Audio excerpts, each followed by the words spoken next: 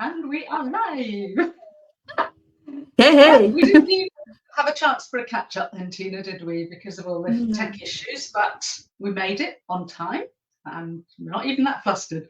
So we might as well just have a chat because this will be recorded and put on the YouTube channel. So we might as well have a chat while we wait for people to come on board and join us. And then as well. Otherwise, we just end up chatting to each other. Yeah, but that's fine. fine. But it would be nice to have other people join us and see what they would like to know or ask. So yeah, absolutely. So, do you want to start by? I mean, I know you did the SIRPA training a while ago now. When did you do the SIRPA training? I was looking the other day actually because I had to do my insurance. Had to find out my certificate for my insurance this year. So it was like whatever day, and I passed in 2018. 2018, so that's quite a while now. Yeah. And have you?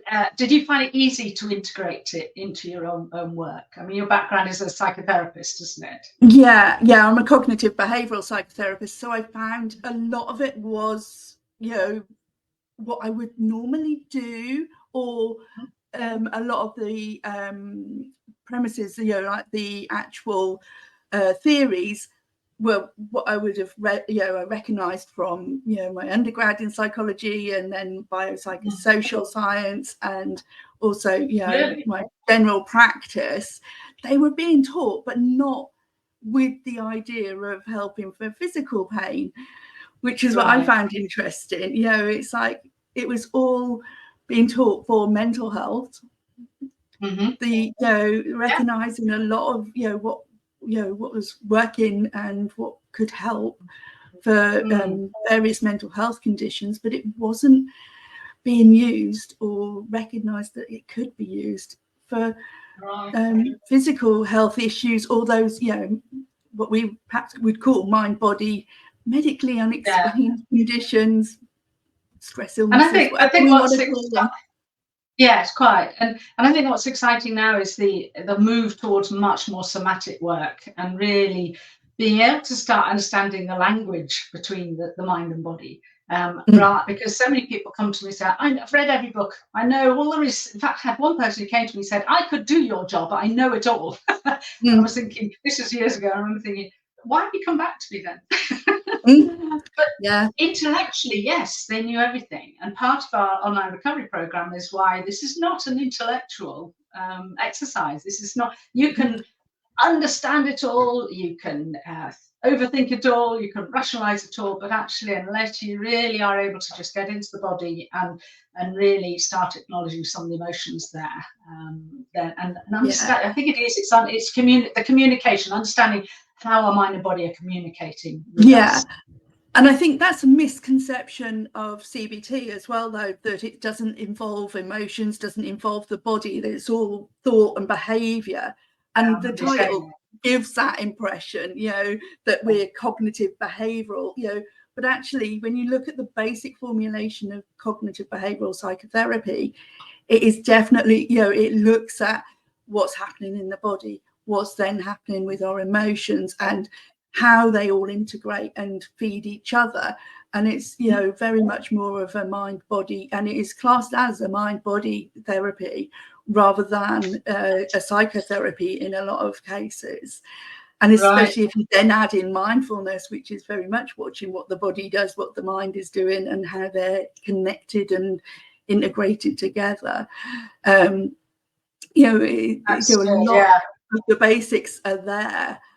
And I hear what you're saying. I remember you saying that to me before, and I think it probably doesn't do CBT any good for people who are doing the course, going on a CBT course and teaching that just literally the cognitive behavioural side of things. Not that we're saying that's not good on its own, but integrating it with the mind and the body and going deeper is more effective in the long run. Yes, and looking back in time as well, because a lot of the other myths around CBT being in the here and now.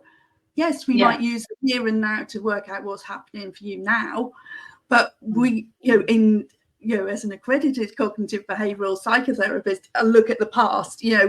We do look at why we're doing what we're doing now, why we think in that way, and how did that occur to start with. So ACEs all come in, adverse childhood events, for those people that don't know what ACEs are, but they all are considered in the CBT models that we use. So it's really interesting that I think it's evolved, though. It's definitely evolved, because the initial CBT models were a lot more cognitive therapy, which was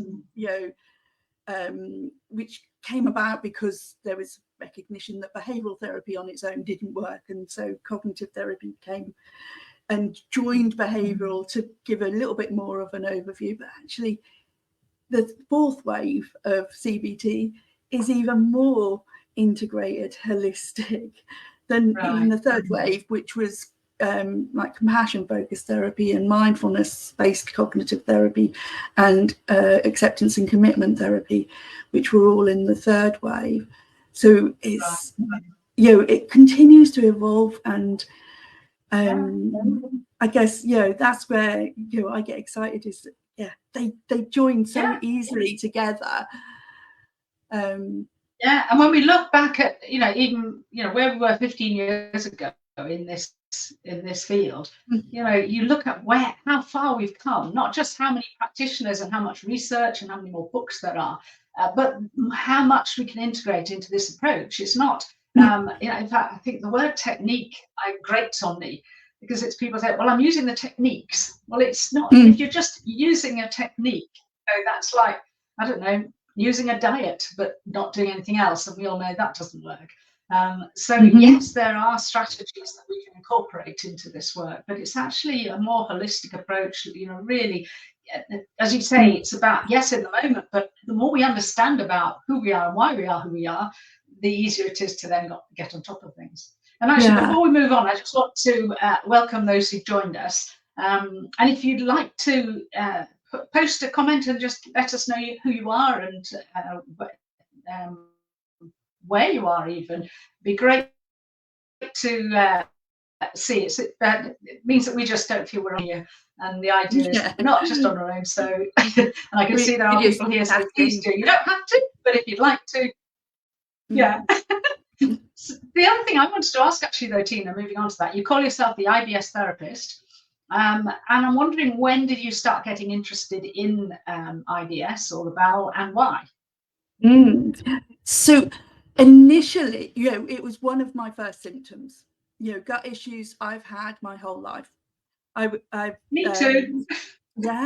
Surprising. And actually, I've not checked, but I would say that the majority of people with mind-body issues, whatever they are, will have gut issues at some point in their journey.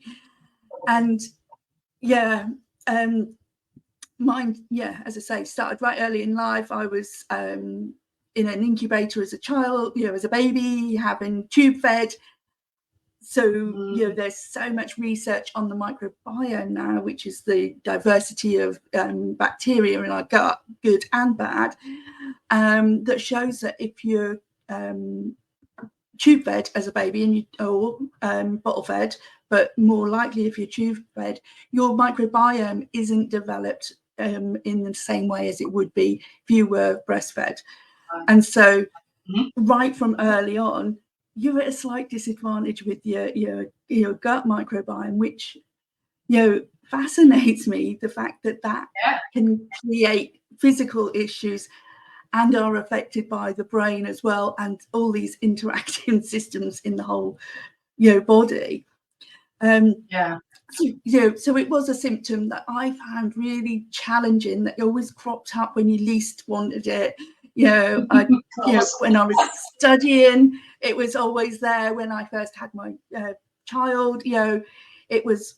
I actually went down to 8 stone in the first year after I had my baby, and I had depression.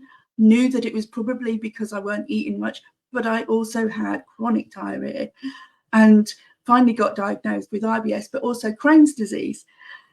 And so this gut thing became a big issue in my life, and it just is debilitating. And so many times I hear it talked about as just a gut issue, though, just an upset tummy. And IBS is anything but that. It affects everything in our life. It affects our relationships, affects our social life, it affects our diet and nutrition, it affects how we think and how we feel on a day-to-day basis. It causes fatigue, it can cause backache, pelvic pain.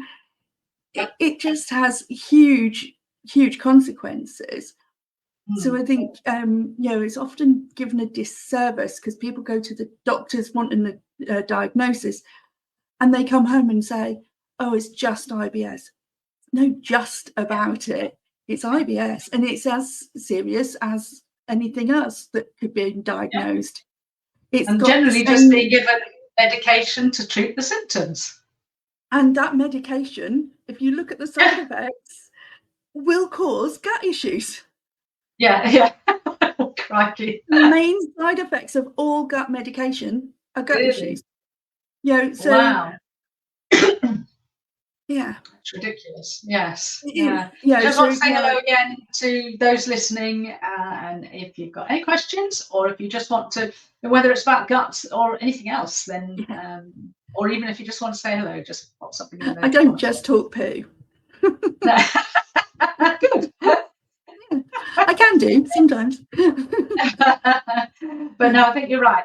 Just like with hi Shaheen, just as with so many other conditions, it can be really debilitating, and I know people for whom it has been really debilitating, and it's often they just haven't made that connection between maybe events that they're missing because they've had a flare up, and actually making that connection between, okay, what was it? This is something I wanted to attend, or whether it's an event or whether it's I don't know, something that was going on. Really making that connection. When you can make the connection and start to believe that, then you can start doing something about it.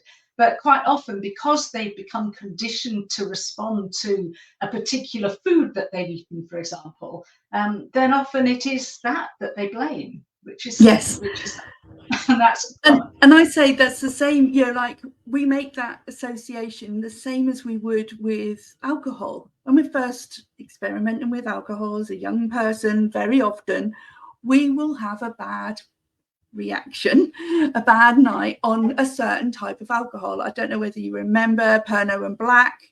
It was quite never drank it, but I 80s. Remember it. And I remember a friend having a very bad episode after Pernod and Black for the evening. She couldn't go anywhere near a blackcurrant flavoured smelling drink, and aniseed was the she would be sick. Just the thought, people, this is lunchtime, isn't it? I perhaps shouldn't be talking like this. But actually, it's all natural. We all have done this. We've smelt something that has made us vomit. And that's what she was doing. And for years, she blamed aniseed. And it wasn't the actual drink. It was the fact that she'd had too much alcohol. But we do this, don't we? We make an association between a certain sensory input, the smell or the look of something, and what is the outcome.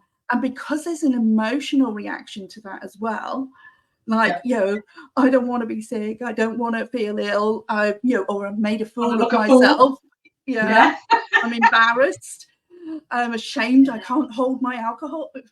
What a stupid thing, but we all have done it. And because of that, we get to that belief that it was this certain thing that caused this certain thing. And it is about recognizing when it doesn't happen. It is recognizing those examples of times where you've then had a glass of Ribena and you haven't been ill, or you've been somewhere and someone has made an aniseed dessert and you've not been ill.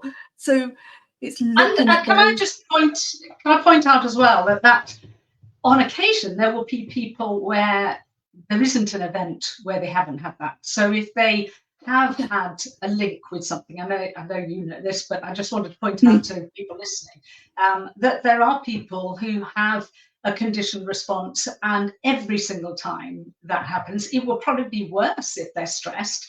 But because it's become so a belief, and it's, you remember the book The Expectation Effect, David Robson, we get what we expect. We can still work with that, but I just want to point that out. Yeah, because that is the basis of behavioural psychology, isn't it? That, you know, we have this conditioned response, which is a classic response, but then we go on to have a more stimulus response, which is actually, you know, when the main event is taken away, you know, like with the dogs, you know, we've heard of Pavlov's dogs. It was, you know, creating an association between the sound of a bell and a dog salivating, expecting food. It was, the bell was paired with food for a long time before the dog would then respond to the bell as if it was food. So it's not the bell that actually caused him to salivate. It was the association between the bell and the food, and it was the food that became learned. And so we've learned this association, and so often that is the case, that we've learned that this has caused it, but it's not always the case. And there are times where we can't work out what that association is, as you rightly say. You know, there might not have been an event that we can pinpoint. I had a severe vomiting, you know, for a number of years that I really couldn't work out what it was until I did this work. You know, it was like working at, you know, I was like, is it something I've eaten? Is it something, is it places I've been? Is it people? You know, is it certain people? Is it their perfume? You know, is it their perfume? Or is it being in enclosed spaces? Is it when I get too hot? I went through everything and tried, you know, trying to make sense of it. But it wasn't. It was an emotional response to something that reminded me something of a trauma from childhood. Right. And sometimes we don't know, but it doesn't mean we can't work on it. And this, I think, is where the somatic work comes in. That, you know, if we have a reaction, then actually just pausing in that moment, and or even not in that moment, but just really using some sort of somatic questioning, emotional awareness work, can help you work with the emotion, so that then actually your primal brain is realizing, oh, okay, this isn't, I'm not at risk, I'm safe. And so gradually we can reprogram the brain even when we don't understand. But there are ways, there are ways of getting to that initial even if you don't know what time, you know, to work out, but you know, even if you don't know what it is initially, we can work it out in therapy by using specific techniques. There's things like the Flowback technique, which is, you know, very helpful in pinpointing the first time we felt a certain emotion and that response in our body, and really focusing on that, and then being able to use that as the process to start the trauma work that is needed to recover. And that's where the somatic work comes in as well, with, you know, body processing, somatic experiencing. When you actually go back, how old is that feeling? You know, when have you felt like this before? So yes, through deeper work, you can get there. But I think to start making progress, we don't necessarily have to. No, we don't. Just to answer Shaheen's question, she says she's never had IBS herself, thankfully, and her clients mostly present with chronic pain, so she's interested to know if the same mind-body tools would be effective in treating IBS as we apply to pain. Definitely. They are, as with so many other things. And it's any of the stress illnesses, mind-body illnesses, or conditions, you know, the same principles apply, whichever. I mean, I've just focused on IBS because that was the one that meant more to me. Plus, there's a lot more research going on in that field at the moment with the microbiome and gut-brain interaction, which, you know, really does important to mention. What we talk about. Yeah, and I think that's important to mention at this point about, you know, there is an enteric nervous system, isn't there? So what people call the second brain in the gut, and that is hugely influenced by psychological stress. So if we are stressed, you know, it regulates what's going on, the function of the digestive system. But if that, you know, that can then have, that we know that stress then impacts the bowel through the enteric nervous system. So therefore, what our work, Shaheen, as you know, is about helping people deal with stress, their lifestyle, self-induced stress, past trauma, etc., emotions. So by working on all of that, then we're calming down the gut as well. Yeah. Yeah, and it's looking out for those chronic stresses that we're not always aware of as well, isn't it? Sometimes we're fueling our own symptoms, if you like, and that's not blaming. We all have done it, and if we don't know any different, we're going to continue, because we all are just trying to survive in this world. So the best we can. Do you want to explain that a little bit then for those listening? And if anybody's got any questions, do ask. Yeah, so we might have thought processes that we're not always aware of, or habits of thinking or doing that are not helpful. For instance, I've recently been talking lots about perfectionism, and we know that's covered in the SIRPA program, and for practitioners and for those wanting to heal.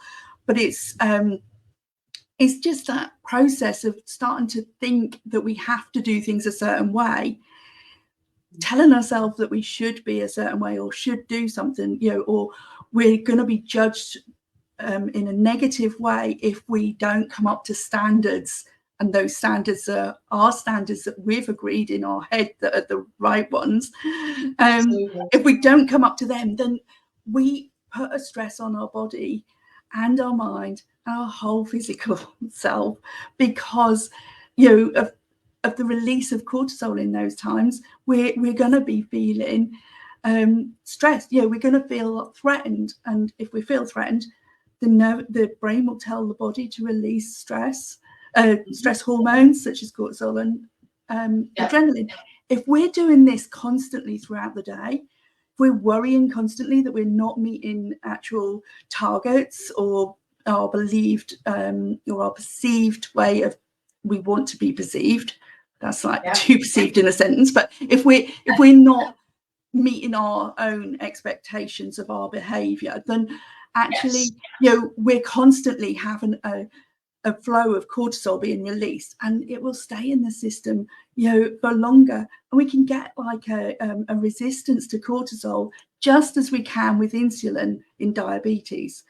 And so it then stops doing what it's supposed to do, and it can cause a lot more inflammation in the system, which is what we then see with a lot of other autoimmune conditions, which we know are not strictly mind body, but very, very frequently go alongside any of those. And we know obviously that there is still a huge link between trauma and autoimmune conditions and loads of other health conditions. So doing a whole person approach, absolutely this can help as well. And we know also that the psychological stress through the enteric nervous system actually results in inflammation in the gut. So work on the stress, reduce the inflammation in the gut. And so we can work on the stress to reduce it. And for the gut, we can, we've got an added bonus, because what we do eat can affect the results in our gut microbiome and reduce inflammation. So we could have an anti-inflammatory diet, where I wouldn't say avoid anything. I don't ever think that we need to avoid certain foods, because it's not the foods themselves, but we can help our microbiome by having an anti-inflammatory diet. Eating more Mediterranean type diet can help improve the condition of our microbiome, which will send the signals back up to the brain in that gut brain interaction. I just, while we're talking about this, I'm recalling my own history of bowel issues over the years, starting at about 6 years old. That's probably the earliest I remember, when I was actually diagnosed with something called mesenteric adenitis. So basically, through prodding my 6-year-old belly, because it was sore, they decided that the glands in my stomach were inflamed, and the glands are in the mesentery, so therefore mesenteric adenitis. The fact that I was an Air Force child, and we had just moved from one country, we're basically Singapore, to the UK, and then from the UK to Holland, and then I was on a school bus going to school, yes, with my siblings, but still, only 6 years old, being on a bus to a new school, it's a lot. And that was the start of sort of often having bowel issues, and then getting older, having constipation, and then IBS. And then I started getting a lot of heartburn, lived on Rennie for decades. And even going on holiday, what was interesting, I remember one particular holiday, and I can't remember where we were, but we were trying to look for the Green Cross because I didn't know what pharmacy was called in this country. Yeah. Because I'd run out or I'd forgotten to take antacids, and trying to explain, when we found them, trying to explain what it was, that was interesting as well. This was over 20 years ago, but I remember it getting worse and worse, but mainly because I was getting more and more worried about, I've got anything, what am I, I'm not going to survive this holiday. Anyway, that, I also ended up having test after test for gallbladder issues, and I thought it ran in the family because my mother had a gallbladder removed. And I had all the major tests, and they just said, yes, inflammation of the gallbladder, but no stones. And then I remember coming across Dr. Sano, visiting him, starting my work in this, and then suddenly going down with this horrendous episode of severe pain in my upper gut. And I remember at that point going, oh no, actually I ended up having a meal, and then it just got really bad, threw up, went to bed, and went, hang on, I haven't had this for ages, probably 2 or 3 years. Why now? I'd never asked that question before, and I'd never considered, because I didn't have it all the time, and never considered it being a stress-induced condition. But it really made me think, okay, so what is going on now? And when have I had it before? Because at that point, I wasn't really sure that this was stress-induced. And I could only remember one occasion, and I'm always very careful how I say this when I'm doing it publicly, but it was one occasion I remember where I was in absolute agony, and in fact, I can say it now, I think. I was in agony waking up one morning, and the doctor had to come to me because I couldn't even get to the toilet. And actually, I'd just had my son. He was a week old, and it'd been a very traumatic birth. And my mother had come to stay. Well, my parents had, and then my mum stayed for a week. And I remember her saying to me, if you want me to go back, get an earlier train, I will. And I just thought, I can't. I just had the feeling, my husband would come in and say, right, who'd like a cup of tea? And my mother would jump up because she's very much a caregiver and wants to do everything for everyone. And so she said, I'll do it. And my husband had a week off as well, but really didn't know what he could do, what he couldn't do. And then, having a mother there when you got a little baby, and well, you should do this, you should do that. And I just wanted to see a family, just the three of us. And even though she said that, I still couldn't feel like saying, can you go home early? Because I think she would have been very offended. So I didn't. The morning she was going to go, that's when it felt like my gut had exploded. And then she didn't want to go. But I was saying, no, honestly, I'll be fine. And looking back, probably within an hour, my stomach had calmed right down. So that was all I needed for me to go, aha, okay. Then I looked at what's going on now, connected that, did some journaling, went to bed, and woke up, and I was absolutely fine. And I've never had that again. If I get the odd initial sign, that's just a trigger for me to get, it's like my barometer. Okay, what am I not dealing very well with at the moment? But I avoided any surgery, which if I had not come across Dr. Sano's work, I know I would have ended up with my gallbladder being removed. No doubt at all. The same here with my Crohn's. They wanted to operate at one point to take a part of my bowel away. And I was like, is there any other way? And my gastro doctor, he was lovely. He was my consultant for over 20 years. And he just said to me, do you know what? You could try meditating. And I was in the NHS at the time working, and there was an opportunity came up to learn how to teach mindfulness. And I was like, that will make me meditate. Yes. Initially, though, I was going into it with the wrong mindset. I was very much in a, I need to learn this for the clients, for the patients. It wasn't how to just be. It was doing. It wasn't really. But isn't that so much with any of this work? So much of us go into this, thinking we're doing it for our clients, and actually you can't do this work without actually really integrating it and living by the understanding of things. Yeah. If I get a headache now, I think, have I meditated today? Have I, did I skip something? Did I not journal when I had that incident the other day? Is there something that I haven't done which I know keeps me in tip top? If for any reason like COVID, when that hit, there were things that you couldn't always do. I couldn't get out and exercise as much. So it was like, oh, I've not done as much. And so, I knew that my body was telling me that so much, and had to change things, on a day-to-day basis to make sure that it kept things at bay a lot more. So, it's funny how you sort of do integrate it, and yet we're all human and we all forget sometimes, or we get busy, or things just don't work out how we think they're going to for a day. And so there are times it's just the mind and body. Yeah, it's the mind and body communicating. That's all it is. And yes, if we ignore them, just like with anybody else, if we just completely ignore what we've learned and not looked after ourselves and whatever, then we're going to be just as likely to end up with ongoing symptoms. But it's a matter of the more we can work on, past stuff, current stuff, look after ourselves, look at our lifestyle, be self-compassionate, do what we love, and not what we feel we should do. All these things that we teach, we need to be doing this ourselves. Otherwise, we're not going to be great practitioners if we're not actually practicing it ourselves.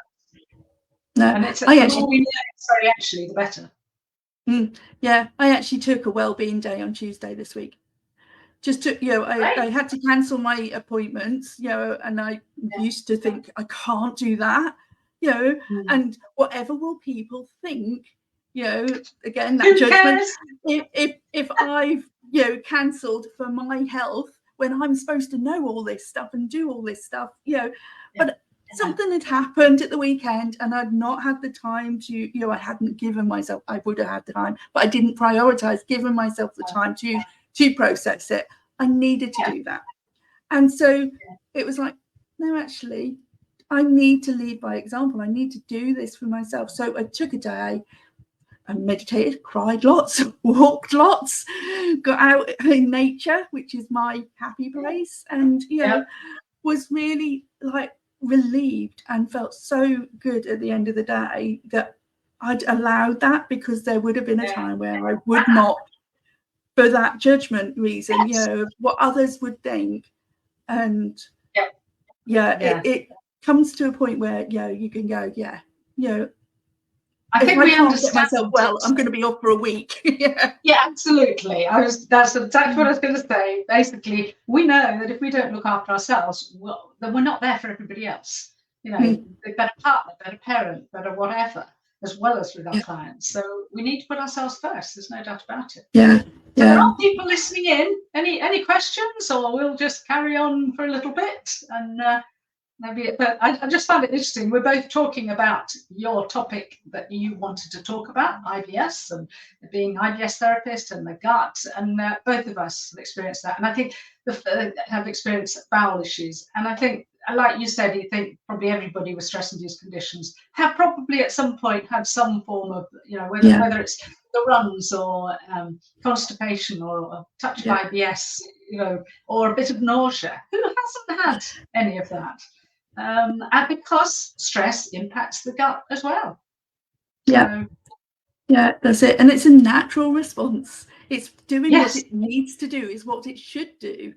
Preparing the body to be able to run away, trying to evacuate everything out of the body that it doesn't need to get away quickly, to make sure that we're as svelte as possible so that we can run faster. Is trying to, it's shutting down the digestive system, because we're not needing to eat when we're in that situation. If we're in a fight or flight situation, we're not going to want to eat. That's not a priority. So our whole digestive system starts shutting down. And, the number of people that will say to me, oh, my stomach makes such horrible noises. Like, it's natural. But we worry about that. And then the worry itself will have implications on our stress response. So it's noticing all the different angles and interrupting it wherever you can. And I'm always aware when I go for a treatment for myself, like craniosacral therapy, which I love, or Reiki, just something real chilling as part of my well-being time, my gut always starts gurgling away, and that's great. That shows that things are relaxing, things are starting to work. It's allowing whatever needs to do. Yeah. Absolutely. Yeah. So is there anything, I mean, if we've not got any questions, we'll call this to a close soon, but is there anything that you want to get across to anybody about this topic, particularly Tina, before we finish? I think it is very personal as well. You know, everybody has got their own story, their own beliefs, their own symptoms. And, you know, although we talk quite generally about the different ways things connect together, yours might not be that same way. It might be different. It might be that we, you know, it's not as obvious, or sometimes we think it's one thing and then it can change as well. So actually, you know, knowing that it is your journey is not going to just fit into a cookie cutter, you know, it's going to be different. And so having that belief and knowing that, you know, you can recover, you can get to that point where your symptoms are not causing a problem day on, day out, and you can live the life that you want, even if you've still got the diagnoses, you know, but knowing that you will be able to do everything you want to. Whether, you know, if you find, you know, the things that work for you, and everybody has their own individual keys, and it's just finding the keys that fit your locks. So absolutely, and putting ourselves first, really. It's about self-care, isn't it? Yeah, definitely. You know, I talk about sustainable self-care as well, you know, things that we can continue doing, you know. Yes, it's, you know, if we can get for a massage, fine, but if, you know, if that's not something you can afford to do every week or every month, you know, then finding things in your day that you can do. You know, I take 5 minutes between sessions to go play with the dog in the garden, or do a breathing exercise, a short meditation, a few stretches, things that help to relieve a bit of the pressure. I always think of the Coke bottle being shook up inside, and we've got all these emotions all running around inside trying to get out. If we try and let it all out at once, it will spill, and sometimes that lid can fly up and hurt someone. So doing it a little bit throughout the day, you're not going to have such a big response to it. It's easier to then go, I've done enough, and tighten up for later. You haven't got to do it all at once. And I suppose back to what Shaheen was saying, you know, can we use the tools, strategies, approach that we use for chronic pain for IBS and other symptoms? Absolutely. And and you know, there will be triggers, so we work with the triggers. We can do some of the cognitive behavioural stuff, we can do some of the somatic stuff, start to make connections, start to understand when have we felt like this before, and make those connections which can help us in the now and become more emotionally aware. I think that's one of the big things as well, because the symptoms come because we're ignoring how we're feeling in here. And if we start to learn to recognize that we are beginning to feel a bit frustrated or angry or fearful or whatever, the more we can start to recognize that early on, the less likely we'll ignore it, and it ends up, like you say, you know, the Coca-Cola bottle shaken up or the lid coming off. Definitely. And it is about checking in with yourself frequently. Yeah, definitely. Lovely. Just, making sure that you're on top of it, but not with that pressure. It's quite being self-compassionate, kind to ourselves. Yeah, great. Thank you very much, Tina. This has been interesting and lovely to have a topic that's slightly different as well from the chronic pain, and I'm sure this will be of interest to people when they listen back to it later on. So thank you very much. Georgie. Thank you. Bye, everybody. Nice to have seen you here. If it was quiet, nice that we had you here. Take care. All the best. Bye-bye. Bye.